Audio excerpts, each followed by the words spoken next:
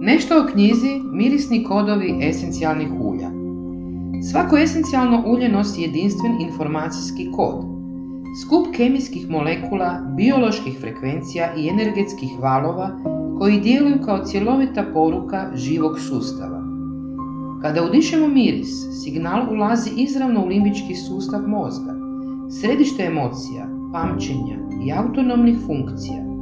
Unutar nekoliko sekundi miris aktivira neuronske mreže, odgovorne za sjećanja, emocionalnu regulaciju i biokemijsku homeostazu.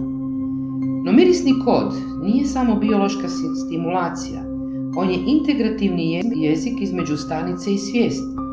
Molekularni uzorak mirisa prenosi informaciju o biljci, njezinu okolišu, svrsi i evolucijskom ponašanju.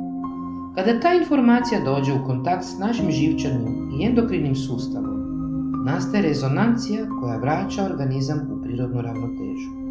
U praksi, to znači da svako ulje djeluje na više razina. Fiziološkoj, kroz neurotransmitere, hormone i imunološki odgovor. Emocionalno, kroz regulaciju limbičkih impulsa i parasimpatičkog sustava. Informacijskoj, kroz prijenos vibracije i frekvencijske poruke stanici. Mirisni kod esencijalnih ulja stoga možemo promatrati kao valni sustav biološke komunikacije. On objedinjuje znanost o molekuli s inteligencijom prirode, a kroz ljudski udah postaje alat samoregulacije i samospoznaje.